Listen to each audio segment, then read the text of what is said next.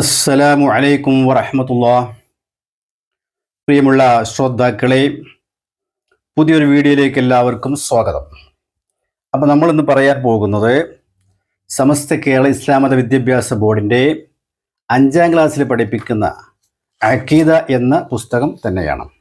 അഖീദ കണ്ടില്ലേ, ഇതിലെ 5ാമത്തെ പാഠമാണ് നമ്മളിന്ന് പരിചയപ്പെടുത്താൻ പോകുന്നത്. എന്താണ് ഈ പാഠത്തിൽ പറയുന്നത്? പാഠം 5, അസ്ഹാബുൻ നബി സല്ലല്ലാഹു അലൈഹി വസല്ലമ എന്നാണ് ഹെഡിങ് കൊടുത്തിരിക്കുന്നത്. അസ്ഹാബുൻ നബി എന്ന് പറഞ്ഞാൽ നബിയുടെ സഹാബാക്കൾ. സഹാബി എന്ന വാക്കിൻ്റെ അർത്ഥം കൂട്ടുകാരൻ, ഫ്രണ്ട്, ചങ്ങാതി എന്നൊക്കെയാണ്.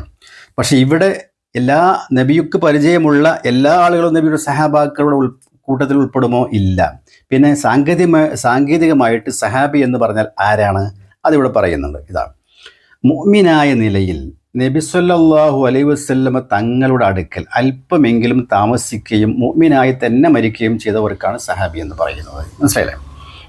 അവർ സത്യസന്ധരും നീതിമാന്മാരും അമ്പിയാക്കൾ അല്ലാത്ത മനുഷ്യരിൽ ഏറ്റവും ശ്രേഷ്ഠരുമാകുന്നു.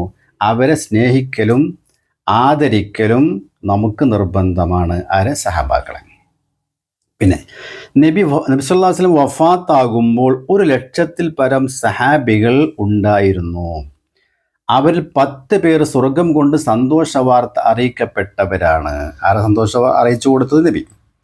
സഹാബികളിൽ ഏറ്റവും ശ്രേഷ്ഠർ അൽ ഖുലഫാ ഉർ റാഷിദൂൻ എന്ന പേരിൽ അറിയപ്പെട്ട അബൂബക്കർ, ഉമർ, ഉസ്മാൻ, അലി റളിയല്ലാഹു അൻഹും എന്നിവരാണ്. അവരാണ് ഏറ്റവും ശ്രേഷ്ഠർ.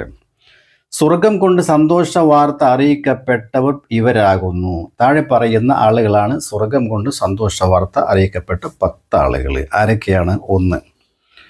ഒന്ന് അബൂബക്കർ ബിൻ അബി ഖുഹാഫ റളിയല്ലാഹു അൻഹു. നമ്മൾ അബൂബക്കർ സിദ്ദീഖ് എന്ന പേരിലാണ് അദ്ദേഹത്തെ അറിയപ്പെടുന്നത്, അല്ലേ? 2 ഉമർ ബിൻ ഖത്താബ് റളിയല്ലാഹു അൻഹു. 3 ഉസ്മാൻ ബിൻ അഫ്ഫാൻ റളിയല്ലാഹു അൻഹു. 4 അലി ബിൻ അബി ത്വാലിബ് റളിയല്ലാഹു അൻഹു.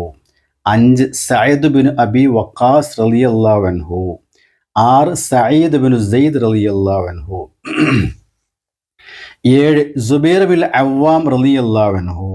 8 ത്വൽഹത്ത് ബിൻ ഉബൈദില്ലാ റളിയല്ലാഹു അൻഹു. 9 അബൂ ഉബൈദ ബിൻ അൽ ജറാഹ് റളിയല്ലാഹു അൻഹു. 10 അബ്ദുറഹ്മാൻ ബിൻ ഔഫ് റളിയല്ലാഹു അൻഹു. എൻ്റെ സഹാബ നക്ഷത്ര തുല്യരാണ്. അവരിൽ ആരെ പിൻപറ്റിയാലും നിങ്ങൾ സന്മാർഗം പ്രാപിച്ചവരാകും എന്ന് നബി സല്ലല്ലാഹു അലൈഹി വസല്ലം പറഞ്ഞിരിക്കുന്നു. അപ്പം ഈ 10 ആളുകൾ മാത്രമാണ് സ്വർഗത്തിൻ്റെ അവകാശികൾ എന്ന് മനസ്സിലാക്കരുത്.